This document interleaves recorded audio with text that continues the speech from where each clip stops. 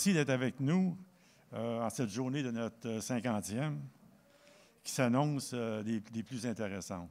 Pour ouvrir la journée, nous avons l'honneur d'avoir André Dudomaine qui fait l'honneur d'ouvrir la journée avec sa présentation. André?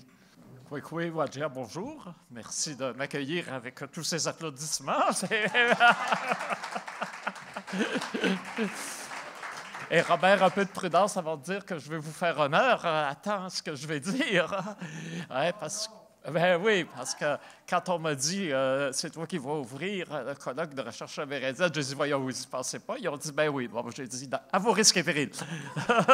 Alors, puisqu'il faut y aller avec une reconnaissance territoriale, on m'avait suggéré au bureau parce qu'on est allé voir, d'ailleurs, je vous le conseille, je pense qu'elle est encore à l'affiche, sinon à Montréal, à Québec, la pièce de Jocelyn Sioui, mon oncle Jules. Et à un moment donné, au début, il dit, nous allons reconnaître que nous sommes sur un territoire. Voilà, mais c'eût été du plagiat, alors c'est pas évidemment la voie que j'ai retenue. Par contre, j'avais écrit, et ça tombe bien, j'avais écrit une lettre pour les journaux autour du brouhaha que notre équipe de hockey montréalaise avait créé avec sa reconnaissance territoriale. Il n'y en a pas un qui a voulu le publier. Alors j'ai dit, bon, ben ça y est, ma chance, enfin, je vais pouvoir en parler. Je ne vais pas vous lire quand même tout le texte. J'aimerais rappeler aussi que dans le magnifique film de François Girard, qui a été fait pour le 375e, Hochelaga, Terre des âmes, le film s'ouvre. L'image qu'on a de Montréal, c'est un immense trou.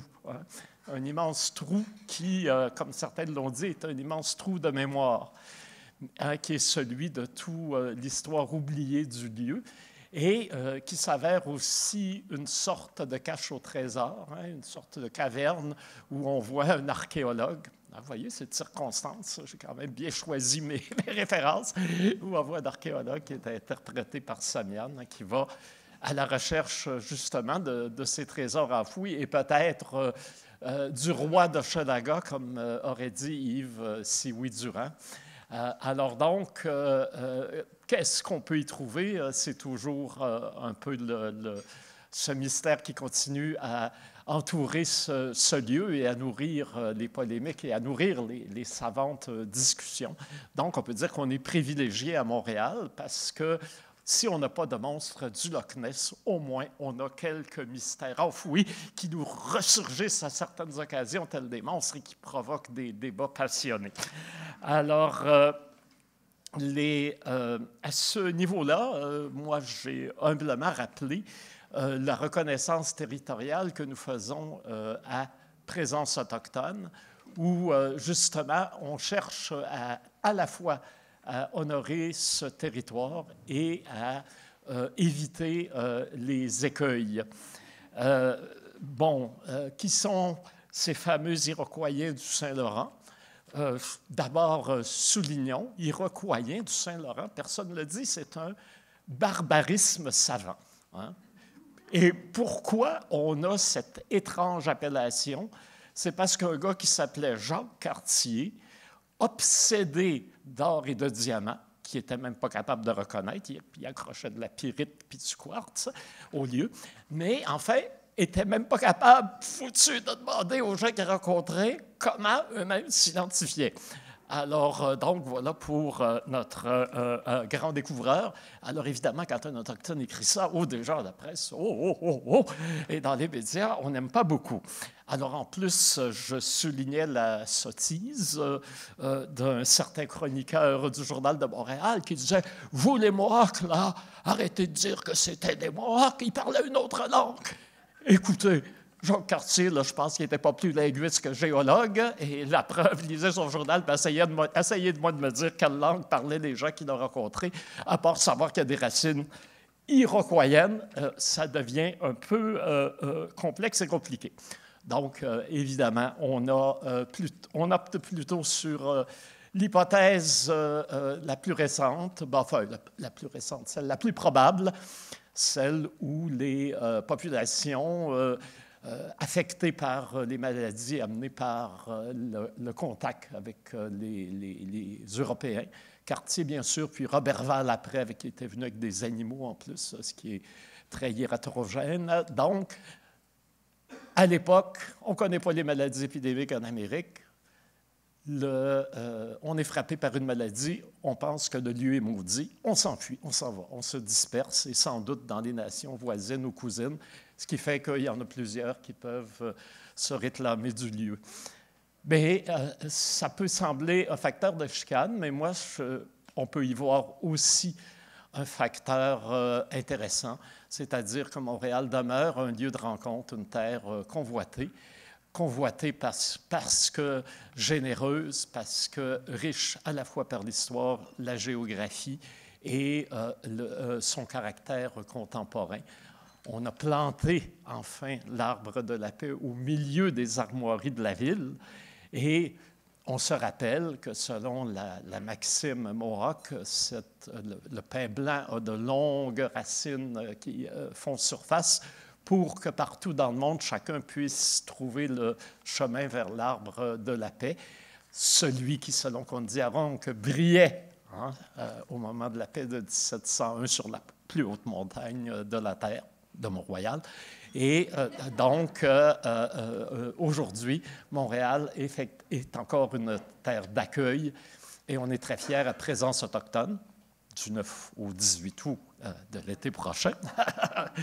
Merci de me donner cette opportunité de le plugger. Et donc, on accueille aussi symboliquement la diversité de Montréal, puisqu'il y a le défilé de l'amitié Nuestro Americana, où il y a des 1500 danseurs, trentaine d'origines ethniques différentes, de cultures différentes qui sont représentées. On les accueille symboliquement. Nous sommes tous les enfants d'Ataensik. Donc, notre reconnaissance territoriale, on reconnaît Montréal comme un territoire autochtone non cédé. Cela va de soi. Il n'y a pas de traité. On reconnaît la très riche et très ancienne culture Haudenosaunee du lieu. Et nous saluons les nations Mohawk qui, en nous secouant et en nous rappelant leur présence, nous connectent avec ce merveilleux héritage qui est l'héritage de ce territoire que nous partageons tous aujourd'hui. Voilà.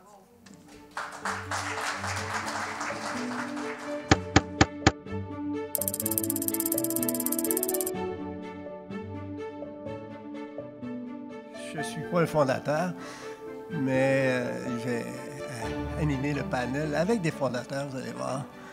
Franchement, pour ce 50e, on va vraiment retourner aux sources de cette fondation-là. Autant les individus qui étaient là, puis autant le contexte de cette époque. Mais avant d'inviter nos panélistes, vous savez que José Maillot nous a visités hier dans le Devoir. Et je vais prendre 2 minutes pour lire sous la plume de Caroline Monpetit ce qu'on disait de José Maillot. Donc, c'est un texte dont le titre est « Un IEL, I-E-L, vieux comme les cultures autochtones ». C'est un beau thème. Et là, c'est là qu'on s'aperçoit que les progressistes linguistes ou dont les progressistes de la langue reviennent à des choses qui existaient depuis des millénaires chez les Inuits. Et on cite José. Et je vous lis... Oh là là, mes lunettes! Vous voyez, vous connaissez mon âge, là. Je vous lis ce que Le Devoir a publié hier dans un texte publié dans la revue Recherche amérindienne au Québec en 1983.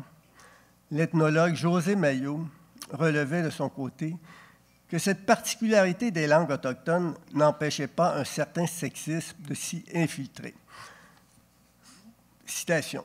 Du seul fait qu'elle ne possédait pas de genre grammatical masculin ou féminin, les langues algonquiennes disposent de moins de mécanismes pour encoder l'idée de l'inégalité entre les sexes. Néanmoins, elles ne sont pas dépourvues de termes sexistes, écrivait-elle. dans un texte intitulé « Les termes sexistes dans la langue algonquienne ». Elle relève, par exemple, qu'en langue cri des plaines ou en langue cri de l'Est, le verbe qui veut dire « être un homme » signifie « être brave ». De la même façon, en Innu, comme en cri de la baie James, la vandardise est associée au sexe masculin, écrit-elle. J'aimerais aussi, avant d'inviter nos fondateurs, ajouter une petite chose concernant Sylvie Vincent. Je disais qu'elle avait touché du doigt la question peut-être la plus importante, l'angle mort de cette fameuse consultation-là dans un document. Mais je pense qu'elle a fait ça finalement un bon bout de temps, ça, de toucher du doigt, puis de relever l'angle mort. Puis même, d'une certaine façon, je la vois dans toute sa carrière comme étant quelqu'un qui, finalement, a relevé l'angle mort du nationalisme québécois. J'ai retrouvé dans volume 1, numéro 2, j'en revenais pas là, de voir la continuité de son approche. Volume 1, numéro 2, bon, évidemment, vous allez voir dans quelques minutes, la recherche amérindienne a encore commencé à publier des articles scientifiques dès le départ, là. Mais elle, dans un tout premier numéro, elle analyse et fait la dissection de la politique gouvernementale sur le nouveau Québec. Il y a des Indiens, des Esquimaux, puis il y a le nouveau Québec à cette époque-là. Et regardez le titre de son analyse. Le cercle vicieux du développement communautaire. À propos d'un document de la Direction générale du Nouveau-Québec. À cette époque-là, évidemment, on était progressiste, on voulait libérer les Autochtones. On voulait qu'ils soient communautaires, qu'ils développent des identités de village. Puis on était très, très progressistes. Puis finalement, on ne leur demandait pas leur avis. Puis on imposait finalement une certaine façon. On ne leur demandait pas leur avis. C'est ce qu'elle relève dans son texte. Puis elle a continué à le faire, évidemment. La trickster du nationalisme québécois, on l'a vu de façon magistrale avec son livre « L'image amérindienne » d'Emmanuel Scolaire. Puis elle l'a fait tout le long de sa vie dans différents domaines. Donc voilà pour cet ajout-là sur nos chers disparus. Et nous allons passer maintenant au panel des fondateurs. J'invite Laurent Girbard, j'invite Gérald McKenzie à venir ici. Et Camille Guy, est-ce que vous êtes ici? Ils sont là, ils sont là.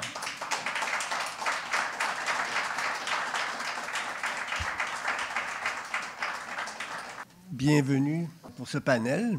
Hier, Éric m'envoyait des courriels dans lesquels il y avait des lettres et de la correspondance qui dataient des années 70-71. Et c'était fascinant de voir ça. Il créait dactylo, d'invitations à des réunions, des procès-verbaux. Et puis, il y en avait une qui avait été rédigée, une lettre d'invitation par Camille Guy, qui restait sur la rue Québec, je ne me souviens pas, là, l'Entente, quelque chose comme ça. Le phare de l'Entente. Vous restez toujours là, j'imagine? Ah, bon. Mais toujours à Québec. Toujours à Québec. Et puis, on est en octobre 70. Et cocasse,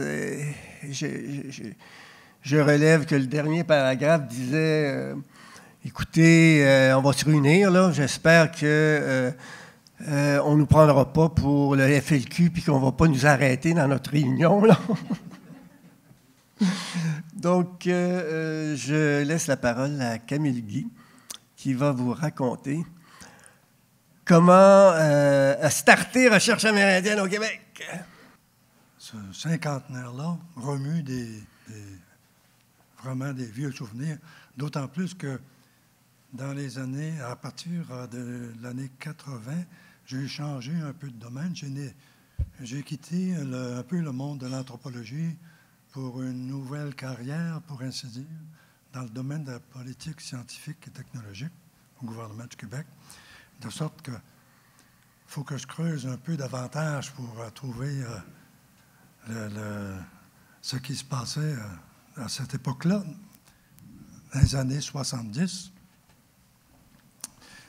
Ceci dit, il ne faut quand même pas remuer les souvenirs longtemps pour se rappeler que c'était une époque quand même extraordinaire, les années 70. On sortait de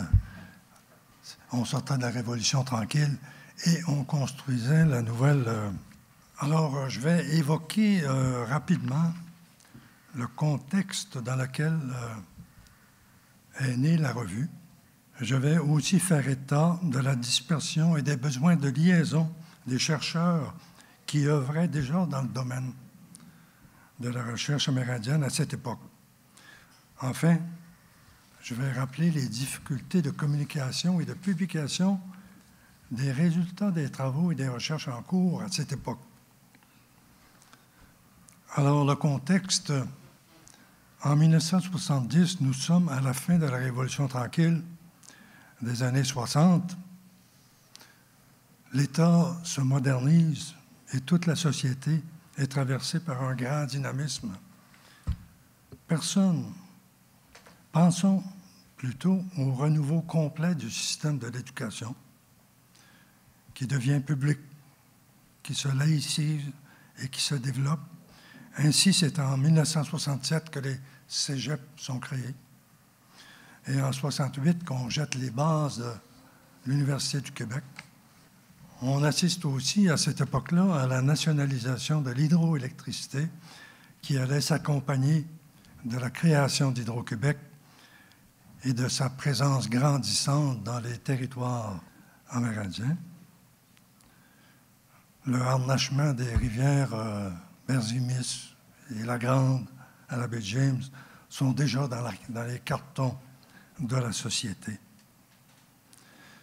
En réalité, à l'époque, c'est l'ensemble des organisations gouvernementales qui est en voie de modernisation rapide et qui doivent faire appel à des spécialistes. Il y a ainsi une forte demande pour une meilleure connaissance de la préhistoire, de l'histoire et de l'ethnologie amérindienne. Plusieurs disciplines qui s'intéressent à la culture amérindienne prennent leur essor, qu'il s'agisse de l'anthropologie et de ses multiples déclinaisons, de l'histoire, de la géographie, etc. Plusieurs spécialistes envahissent les nouveaux lieux de la recherche, mais ils agissent un peu en ordre dispersé.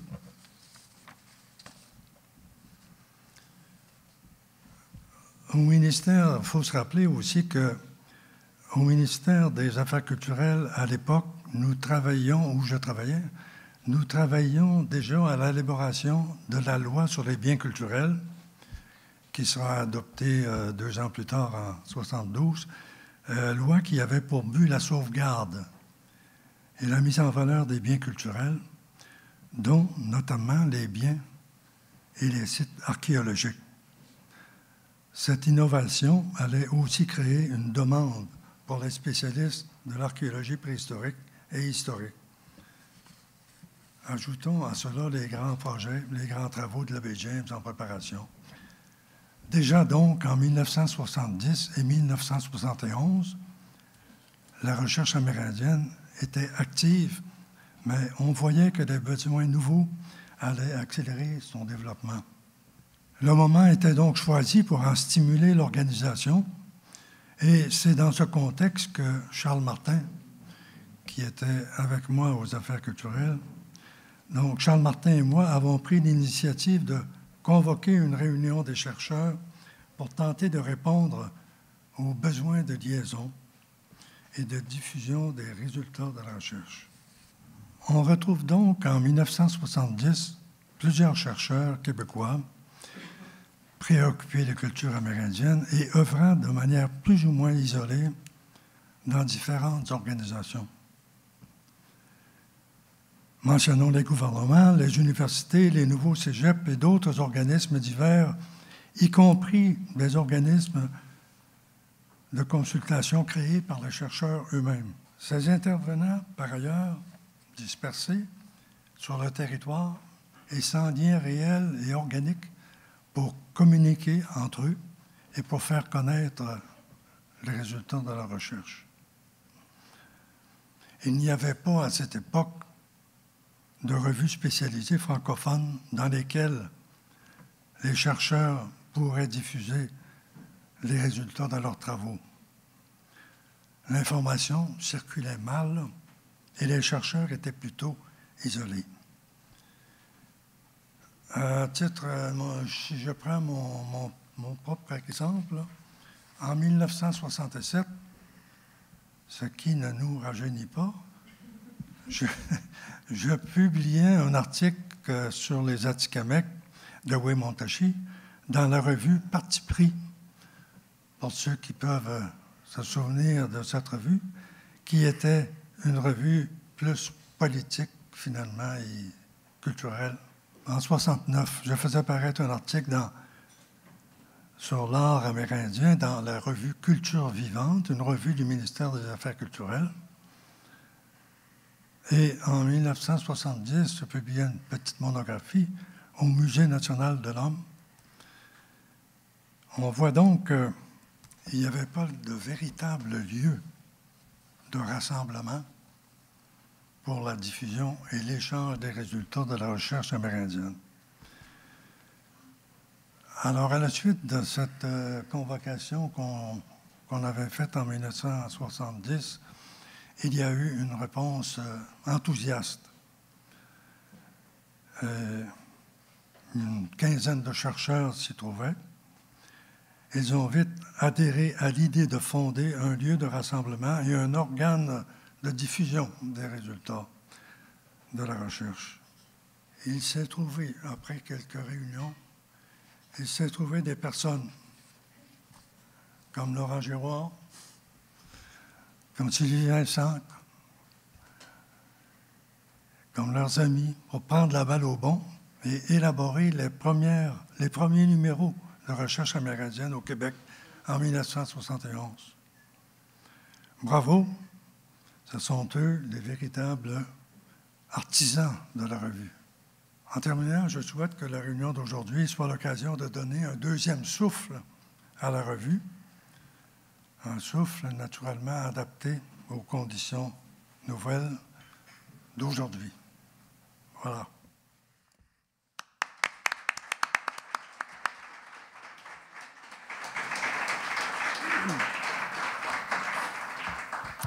Merci, Camille.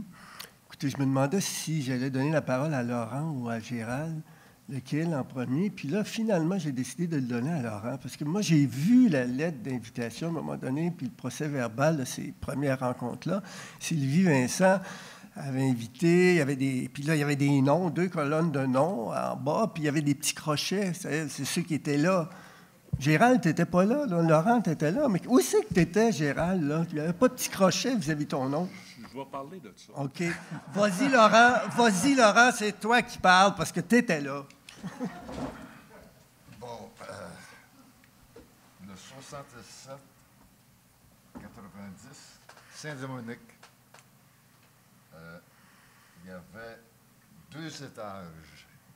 La SAPQ, la Société d'archéologie préhistorique du Québec, avait un étage et au deuxième, il y avait le LAA, Laboratoire d'anthropologie. C'est la cohabitation de ces deux organismes-là qui a donné naissance à la revue ROQ, Recherche amérindienne, dont l'idée provenait de Camille Guy et Sean Martins. On était les exécutants de l'idée qui circulait au ministère des Affaires culturelles du Québec.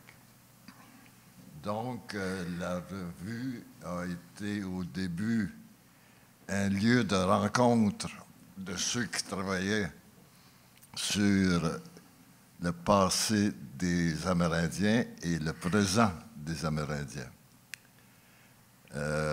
Cette cohabitation-là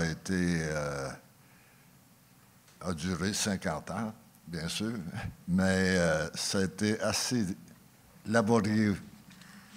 Financièrement, on se situait en dehors des universités et on a toujours, surtout Sylvie et moi, voulu qu'on demeure en dehors des universités pour assurer une liberté de pensée totale. On a manqué d'être cannibalisé 2-3 fois, surtout par l'Université Concordia. On a réussi à se maintenir en vie malgré tout. Et je félicite ceux qui ont participé durant ces 50 ans, autant financièrement que de plumes et de photos, à l'existence de la revue, puis après ça, des éditions, et la dernière épopée des éditions s'est terminée avec Gérald Mackenzie et le retour de Sylvie et moi. Et là, on a élargi les manifestations avec des documents audiovisuels, des DVD, des CD et des lancements systématiques. 50 ans, ça a l'air d'être long, mais ça n'a pas été... Ça paraissait pas si long que ça. C'était beaucoup de travail, beaucoup de bénévolat, et surtout, ça a été un accueil assez extraordinaire dans le milieu journalistique et universitaire. Donc, 50 ans après, on est assez fiers, assez contents de ce qu'on a fait. J'espère que la jeune génération en bas de 80 ans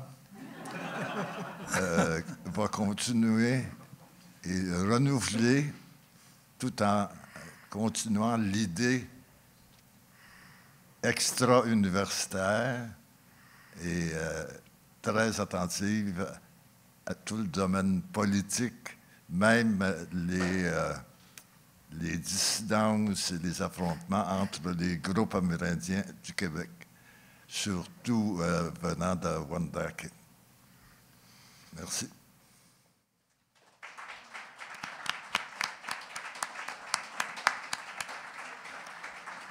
Bon, où t'étais, Gérald?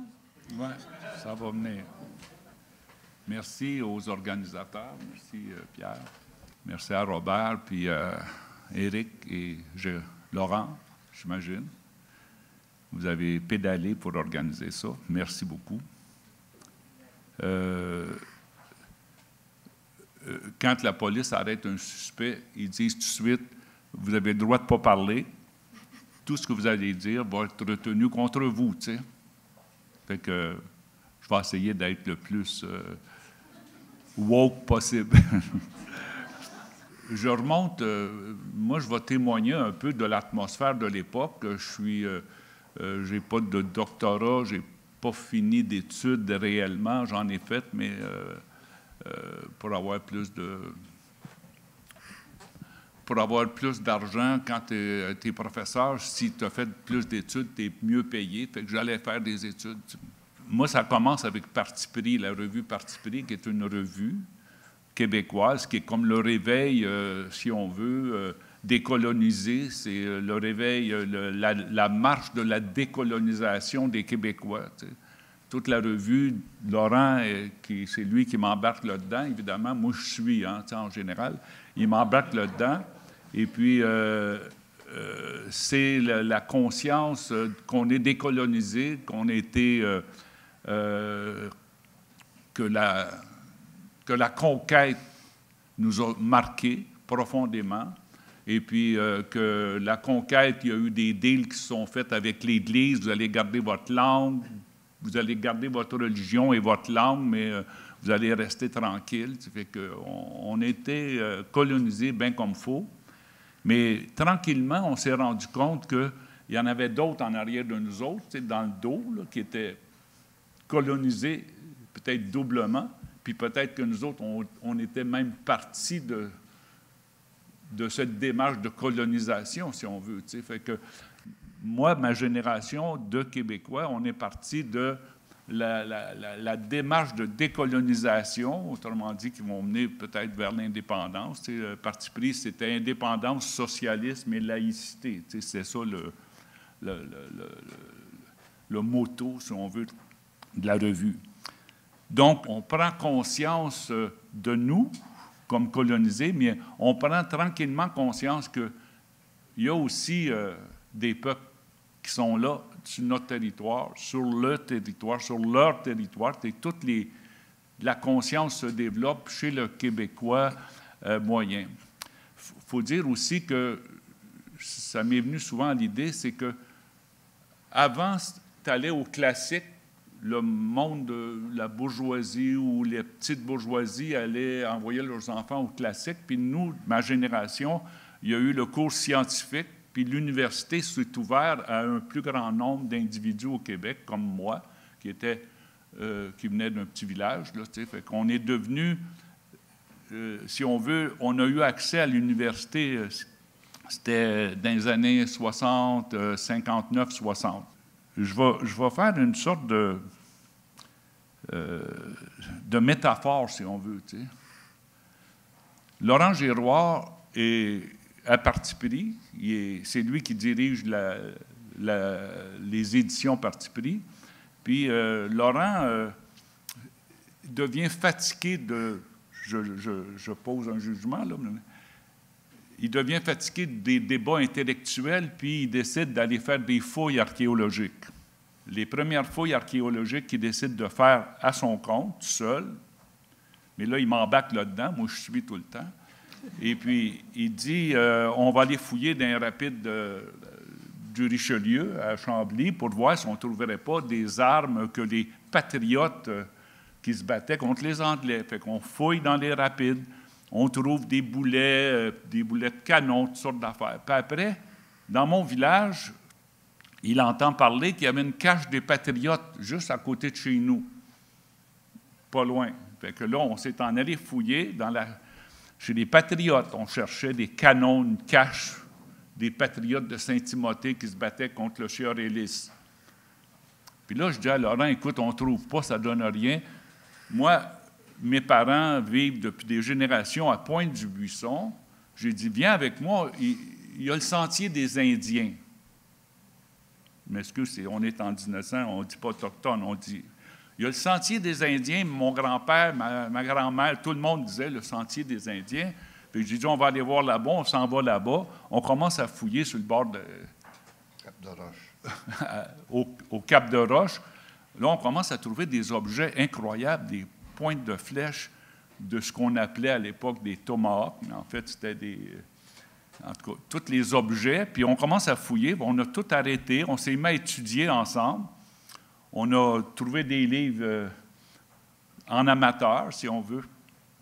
Puis tranquillement, mais on s'est aperçu que c'était un site incroyable, qu'il y avait des gens qui vivaient là depuis, qui occupaient Pointe-du-Buisson depuis des générations et des générations, jusqu'aux Français, jusqu'aux Anglais, finalement. Donc, Laurent est passé, c'est comme comment on appellerait ça, une métaphore, si on veut. Il est passé de sa recherche des patriotes pour son sentiment nationaliste ou indépendantiste à l'archéologie des peuples amérindiens. On était tous fiers. En passant, là, on était tellement fiers de trouver le mot amérindien plutôt qu'indien. Hein? Mais là, on s'aperçoit que ça ne marche pas non plus, il faut aller plus loin. Mais à l'époque, là, dire amérindien, moi, je me disais, hey, on a trouvé la façon de respecter, si on veut, les différents peuples qui vivent dans notre pays. Donc, c'est une métaphore, si on veut, de l'allure de la démarche. Fait que, après, bien là, on faisait de l'archéologie, puis on a fondé la Société d'archéologie préhistorique du Québec. Un aspect important de ça, c'est qu'on a réussi à recevoir des fonds du ministère des Affaires culturelles, parce que l'archéologie au Québec, ça se faisait d'Ottawa. Hein? C'était Wright, je ne sais pas, là, les grands archéologues, ils venaient d'Ottawa, puis c'est eux autres qui faisaient l'archéologie. C'est eux autres qui avaient fouillé Pointe-du-Buisson en 1910, je pense, tu sais. Hein? 10-20. Puis, on fonde SAPQ, puis on réussit à amener le ministère des Affaires culturelles. J'ai l'impression qu'au ministère des Affaires culturelles, ils ont commencé à se réveiller sur le territoire québécois, puis on dit, on ne laisse pas ça à Ottawa. Fait que, déjà, on voit ce qui se passait. Fait que c'était un peu pour montrer comment ça se passait pour aller tranquillement vers la recherche amérindienne. Un autre aspect que je voulais mentionner, c'est cette métaphore-là de la transformation de parti pris. D'abord, des innocents avant parti pris, vraiment innocents, on ne savait pas ce qu'on était. On était vaguement catholique, tout ça, puis on devient tranquillement conscient de notre situation, puis plus loin, bien, on devient conscient qu'on n'est pas tout seul sur le territoire, puis qu'il y a des peuples qui sont là. Je vais juste mentionner un autre élément. Je parlais de ça avec Robert Lanary. Moi, je me suis retrouvé chez les Inuits, parce que j'avais publié le petit livre rouge. À parti pris, j'avais publié le petit livre rouge des étudiants. Fait que c'était très difficile de continuer de travailler dans le système d'éducation au Sud. Puis, il y avait une job à Pavonituk de principal d'école, fait que le chômage était fini, puis je me suis en allé chez les Inuits. Ils m'ont envoyé chez les dissidents parce que j'avais écrit le petit livre rouge des étudiants. Ils ont dit, bien, s'il est chez les dissidents, il va peut-être être accepté un peu plus que s'il était chez je ne sais pas, en tout cas, j'ai passé. Je me suis en allé chez les Inuits.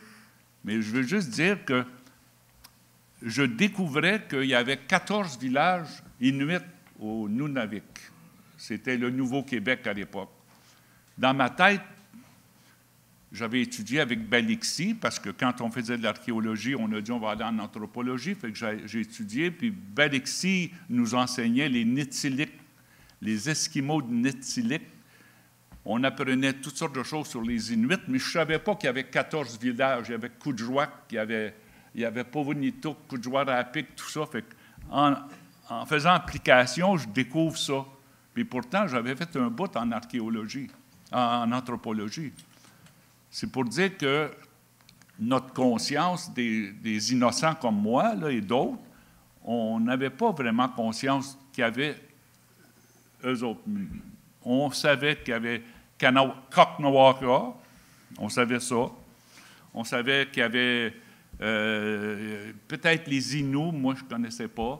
Dans Gaspésie, ils connaissaient les Micmacs, évidemment. Mais la présence autochtone dans notre esprit, je parle, c'était nul, hein? C'était un vide total. C'est sûr que les livres d'école n'ont pas aidé non plus, là, mais en tout cas.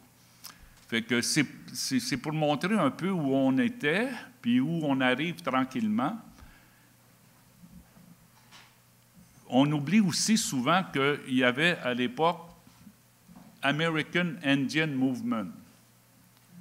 On ne parle pas beaucoup de ça, mais je pense que c'est ça, hein? AIM, American Indian Movement, c'est un grand mouvement de libération autochtone qui s'est passé aux États-Unis, puis qui est arrivé au Canada, puis ici aussi, ça s'est transmis. Donc, toutes ces influences-là, je pense, ont compté. Fait qu'une fois, là, je passe un peu pour... je voulais juste montrer un peu l'esprit de l'époque.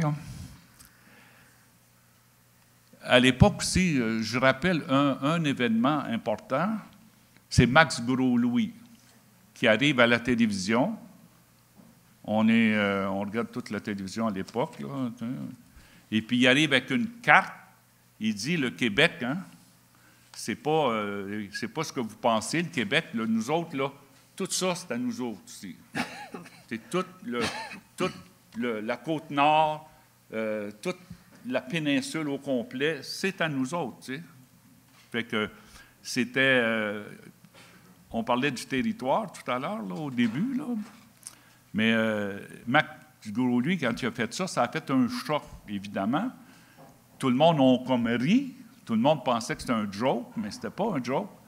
Il plantait ça dans le décor, je pense, 1960, 60, là, tu sais, fait que c'était des moments qui ont marqué, si on veut, notre conscience, le développement.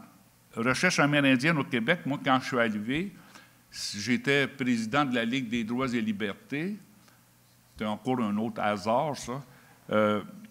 Recherche amérindienne au Québec se sont liés à la Ligue des droits et libertés, ou l'Envers, pour faire des rencontres entre Autochtones, parce que la Ligue des droits militait pour les droits des peuples autochtones par le CANA, c'est le comité d'appui aux nations autochtones qui était là-dessus, Rémi était là-dessus, beaucoup de monde qui militait pour les droits ont commencé à développer un comité pour les Autochtones. Fait que ça a été important, je pense que RAQ, c'est un des éléments, je trouve, de cette revue-là, qui est une revue non pas juste scientifique, mais une revue scientifique et militante, si on veut. Fait qu'il y a eu plusieurs rencontres qui ont mené à 3 au Midi des Nations, entre autres, hein, où il y avait des rencontres de leaders autochtones avec des spécialistes, avec des anthropologues, des ethnologues. Fait que c'est un peu ça que je voulais raconter, là, un peu d'où on vient, puis où on s'en va tranquillement. Puis là, je pense que on ne peut plus reculer. On peut plus reculer. Fait que ça a été juste bien qu'on embarque dans le parti pris puis qu'on essaye de se décoloniser, mais qu'on s'aperçoive que finalement, tu ne peux pas revendiquer ton être, ta liberté, sans reconnaître celle des autres, et puis reconnaître aussi le rôle que tu as joué dans la situation qu'on vit présentement. C'est correct? Trop long? Très bien.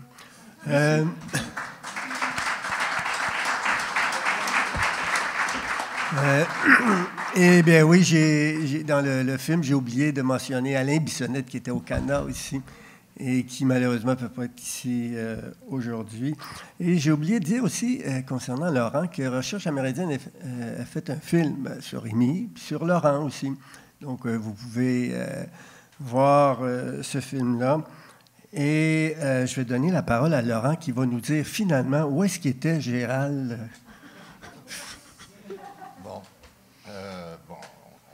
On a découvert Pointe-du-Buisson, bien sûr, mais il s'est passé quelque chose entre-temps, ou dans les corridors de je ne sais pas où. Max Gros-Louis, Aurélien Gill et Billy Diamond m'ont téléphoné, m'ont demandé de les rencontrer et de leur servir de police pour calmer les journalistes et les anthropologues qui faisaient des études et qui faisaient des reportages chez les Indiens. Donc, l'Association des Indiens du Québec m'engage pour que je serve de police pour contrôler les anthropologues, les ethnologues et surtout les cinéastes et les journalistes qui se promènent dans les villages indiens, dans les réserves. L'Association des Indiens du Québec est bouffée par le Grand Conseil des Cris lors de la Convention de la baie James. Je reste dans le décor. Le Conseil Atikamekw-Montagnais apparaît, je reste dans le décor aussi. Et je finis à Hydro-Québec pour travailler avec les associations diverses, parce que maintenant, il y a le CAN, il y a les Abénaquis, les Malécites. Tout le monde veut parler aux Indiens. Et Hydro-Québec m'engage. Donc, je sers d'intermédiaire entre les conseils de bande des Autochtones du Québec et le conseil d'administration des Hydro-Québécois.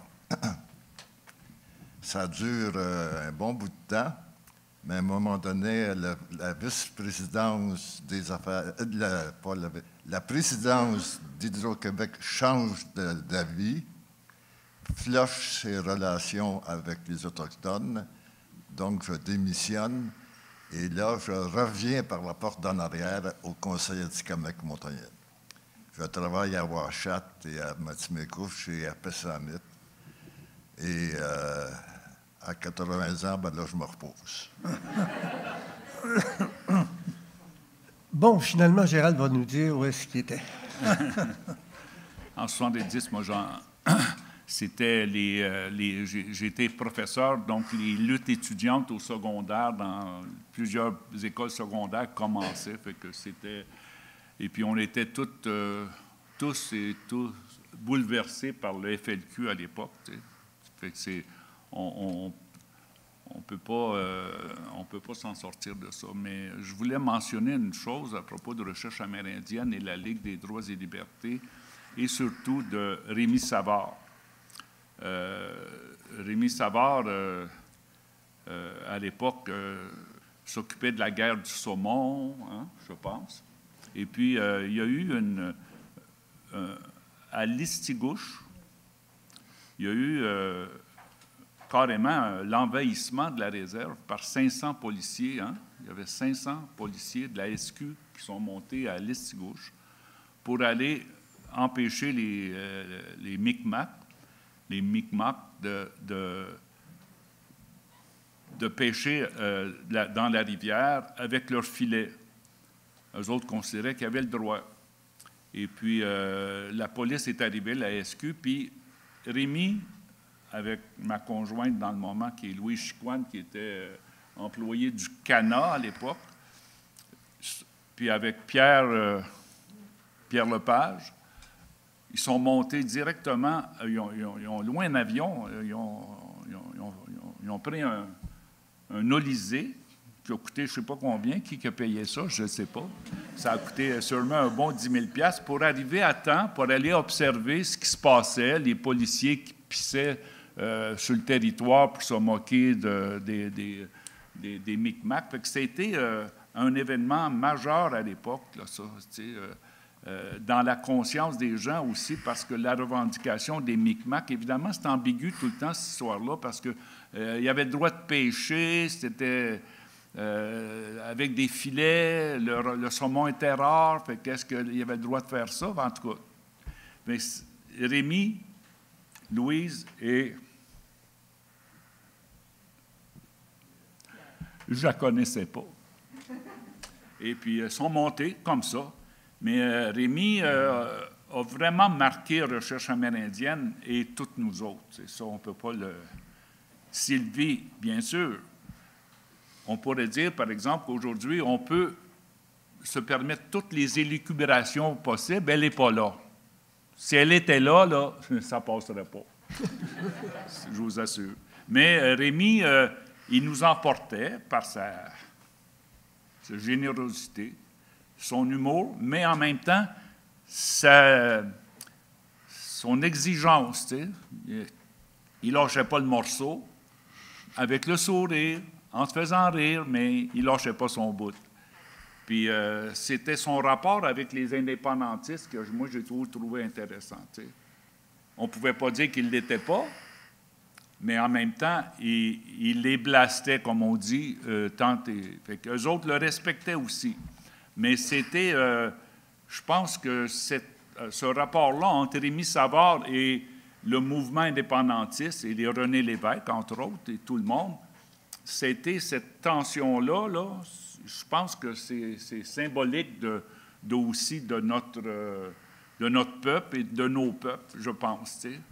Puis qu'il y ait des gens à l'intérieur du Québec, des Québécois, qui tiennent cette position-là, c'était majeur, je pense, puis c'était très important pour inspirer, si on veut, Recherche amérindienne.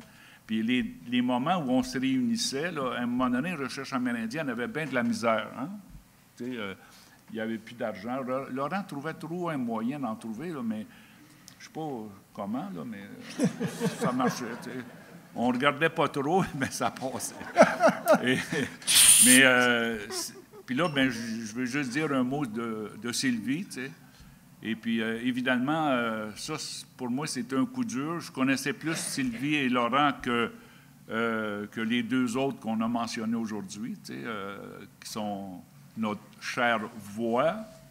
Et puis, la linguiste, elle, j'allais la voir pour lui demander des questions. Elle dit, j'ai pas le temps, je suis rendu, il me reste tant de jours pour mon dictionnaire.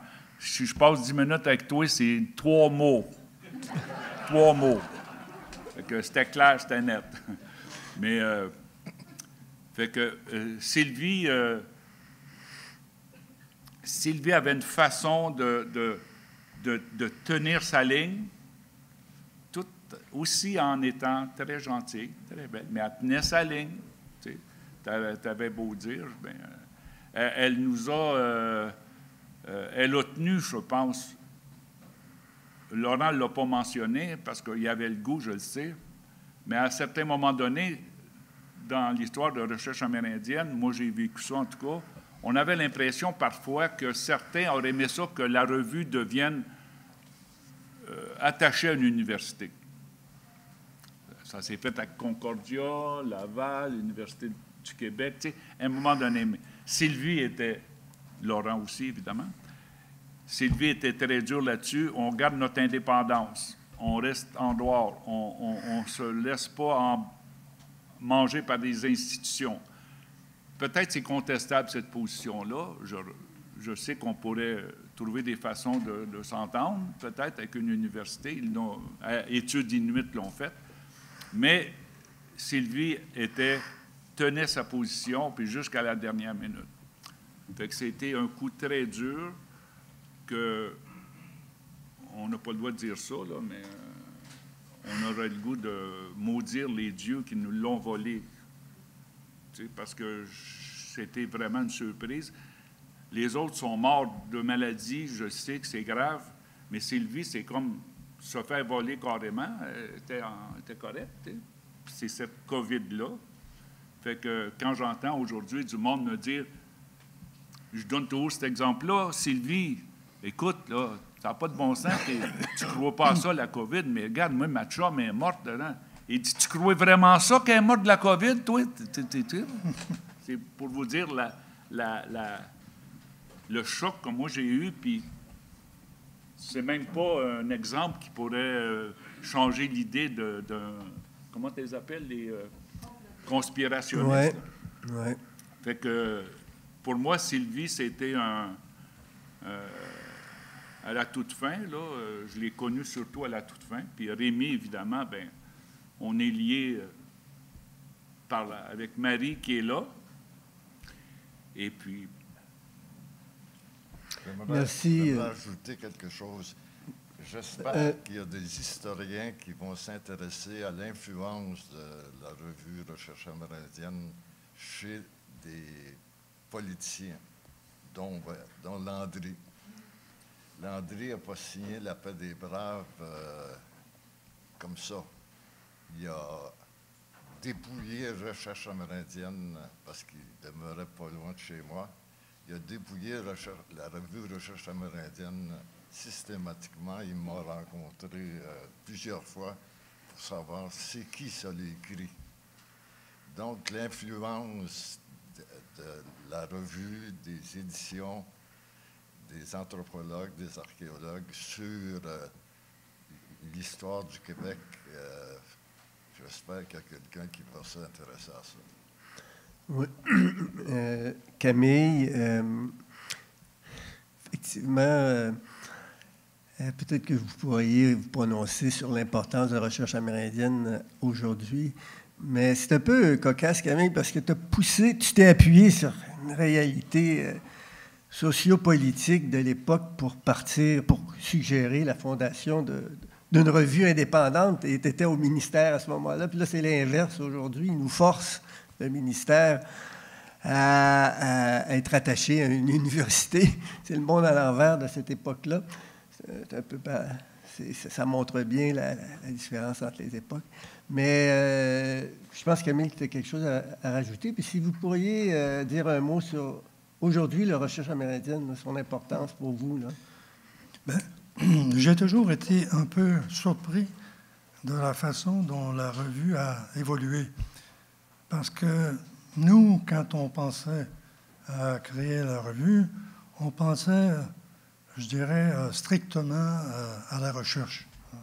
On pensait aux chercheurs, on pensait à faire connaître les résultats des recherches de ces gens-là, les préhistoriens, les historiens, etc., les ethnologues.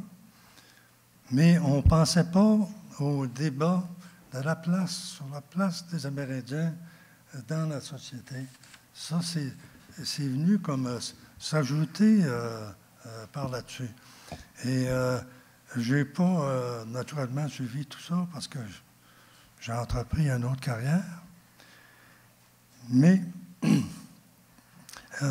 j'ai constaté quand même qu'il s'est créé peu à peu une espèce de tension entre la recherche proprement dite et la place des Autochtones dans la société qu'on leur faisait ou qu'ils voulaient prendre. Alors, et aujourd'hui, je me rends compte en écoutant là, que c'est toujours vrai, et encore peut-être plus vrai. Et on a assez peu parlé de recherche et plus de la place des Amérindiens dans la société. Donc, ça change un peu le caractère de la revue. Et je ne sais pas où vous allez vouloir aller à partir de là. Est-ce que vous avez des questions à nos fondateurs? Et est-ce que vous avez des commentaires? Moi, je rappelle qu'il y en a un autre fondateur, juste en face de moi, là, Donna Savoie, qui signait un document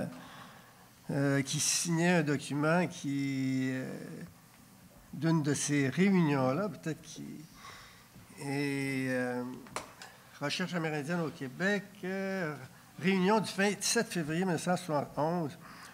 Puis là, était présent, Donna Savoie, qui a signé le procès-verbal. Et à un moment donné, il y a 4 propositions qui ont été votées. Que les articles seront publiés dans la revue soient exclusivement en français. 14 pour, 2 contre, puis 0 contre, puis 2 abstentions. Deuxième proposition, que la revue soit multidisciplinaire. Je pense, si je ne me trompe pas, que c'était multidisciplinaire dans l'anthropologie là, de l'époque. Pour 15, abstention 1, contre 0. Que la revue porte sur les études concernant les Amérindiens. Pour 14, contre 0, abstention 2. Que les études contribuent à la connaissance des cultures des populations amérindiennes du Québec. Pour 12, abstinence 3. Et contre 1. Donc, évidemment, c'est resté en français, mais je le souligne. Même, je pense que Sylvie écrivait à l'époque, si on voulait écrire en français des articles scientifiques au Québec, il fallait les écrire en anglais, Anthropologica, ou aller dans une revue française en France. Donc, c'était le motif d'avoir une revue en français qui s'est maintenue jusqu'à maintenant, qui nous a causé des problèmes au niveau de l'accessibilité au financement. D'ailleurs, je vois François Reynaud et Diane Morissette qui, eux autres aussi, ont participé longuement à la recherche amérindienne au Québec. D'ailleurs, François aurait sûrement quelque chose à dire sur le génocide des Béotucs, si je me souviens bien. Alors, est-ce que vous avez des commentaires, des questions Bon, moi, c'est Louis-Jacques Doré, anciennement de l'Université Laval, maintenant retraité, bien sûr. Moi, au moment où, c'est juste un petit commentaire ou un petit souvenir, quand Recherche amérindienne a été créée, j'étais étudiant à Paris, je faisais mon doctorat. Sur ça, je me souviens avoir reçu une lettre de Sylvie Vincent, qui, je ne sais pas comment, elle avait trouvé mon adresse, elle avait dû téléphoner à ma mère à Montréal pour avoir l'adresse à Paris. Je ne sais pas si c'était par lettre, je veux dire... et qui me disait, oui, on a fondé cette revue, puis, bon, aurais-tu quelque chose à envoyer sur les recherches que tu fais, etc. Et j'avais trouvé ça, moi, c'était typique de Sylvie, je disais, c'était tellement gentil qu'elle a pensé à moi, tu sais, j'étais sorti du décor, là, du Québec pour quelques années, et ça m'a permis, à mon retour, à Montréal, en 72, puis enfin à Québec, mais restant en contact avec Montréal, j'ai été pendant quelques années sur le bureau de direction de la Société des recherches amérindiennes au Québec. Je pense que j'ai été pendant 1 an ou 2 vice-président, qui est un poste que j'aimais beaucoup, parce que c'est un poste relativement prestigieux. On est le 2e après le président, mais où il n'y a rien à faire. C'est un vice-président, absolument aucun travail. Kamala Harris aux États-Unis, actuellement. Et à ce moment-là, malgré la valeur de la personne, je veux dire, mais donc j'étais là-dessus, on a pu publier en 1975 un numéro sur les Inuits, qui permettait à l'équipe de chercheurs qui était à Montréal, à Québec à ce moment-là, mais je pense que Donna avait un article là-dedans qui travaillait à Montréal à l'époque aussi sur les Inuits. Donc, moi, je remercie Recherche amérindienne là, qui a pu un peu rassembler un peu les forces vives de la recherche sur les... Enfin, Amérindiens, effectivement, je pense que Gérald le soulignait, on ne dit plus ça des Amérindiens, il faudrait dire sur les A au Québec. Merci beaucoup.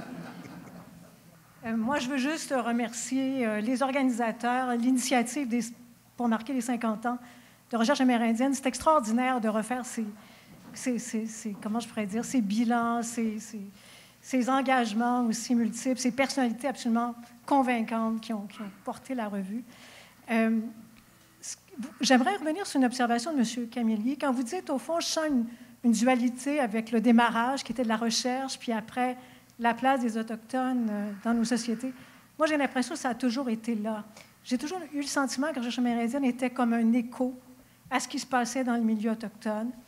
Et ça prenait toutes sortes de formes. Des fois, on parlait de la question de la santé, parfois on parlait du sacré, des mythes, parfois on parlait justement des injustices profondes. Mais nous, je pense, Pierre, moi, François et peut-être d'autres, on est de la génération de recherche amérindienne de la Convention de la baie James. C'est-à-dire qu'il y a eu aussi un élément marquant dans l'histoire de la revue, je crois, c'était le jugement Malouf. C'était l'idée qu'on ne pouvait pas développer au Québec d'hydroélectricité, notamment, sans qu'il y ait cession des terres. Et à ce moment-là, ça a donné lieu, bien sûr, à la Convention de la baie James, mais ça a donné lieu à une mobilisation aussi assez importante chez les populations autochtones qui s'appelait la question de la revendication territoriale. Et je sais que ça a absorbé énormément d'énergie de plusieurs anthropologues, archéologues, où il fallait documenter la place de ces gens-là pour qu'ils puissent revendiquer. Certains diront qu'on s'est perdu dans ces revendications territoriales, peut-être au détriment d'autres sujets. Mais moi, je trouve que pour moi, la signature de la Convention, la question de la revendication territoriale, ça a marqué quand même peut-être une décennie, je pense, des travaux de la revue. C'est pour ça aussi, je me souviens, Laurent, tu étais là, on avait dit pourquoi on ne marque pas les 10 ans de la signature de la Convention de la baie James. Et c'était la revue qui s'était mobilisée, qui avait réussi quand même à avoir pas mal de participation d'à peu près tous les groupes concernés. Ça a été un bilan, je pense, qui était assez exceptionnel. Et puis, Robert pourrait nous parler aussi des effets de la Convention. Qu'est-ce que ça a fait dans les communautés autochtones? Chez les Inuits, qu'est-ce que ça a fait aussi, toute cette énergie mise sur la revendication territoriale? Est-ce qu'on s'est perdu? Aujourd'hui, bon, il y a d'autres façons de négocier. Mais enfin, je pense que la revue a connu différents cycles qui étaient dus à différents événements, mais qu'au fond, on se voulait être un écho à ce qui se passait en milieu autochtone.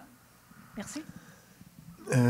Vous savez que Recherche amérindienne a toujours eu cette tension-là. Bon, dans quelle mesure on publie des articles écrits par des Autochtones, mais il y a eu un numéro dès le départ qui a été dirigé et écrit par des Autochtones. Les Indiens parlent.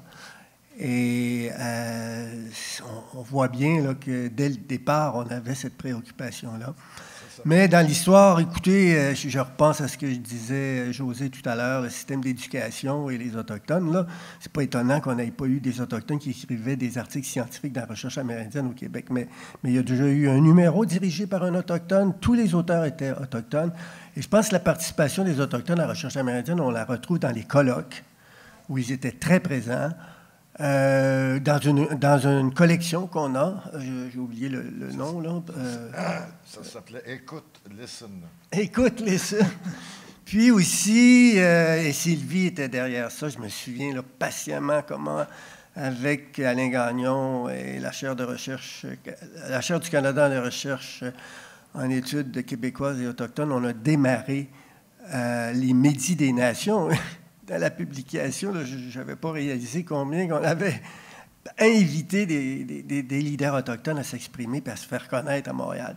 Donc, Recherche amérindienne, malgré tout, là, a donné l'occasion. En tout cas, on était l'écho de ce qui se passait chez les Autochtones. Nous aussi, on a fait de façon diversifiée participer les Autochtones à la recherche amérindienne au Québec. Puis évidemment, vous allez voir cet après-midi là, toute la question, puis peut-être même tout à l'heure avec notre conférencier, là, tout le défi actuel là, de réaliser ça davantage.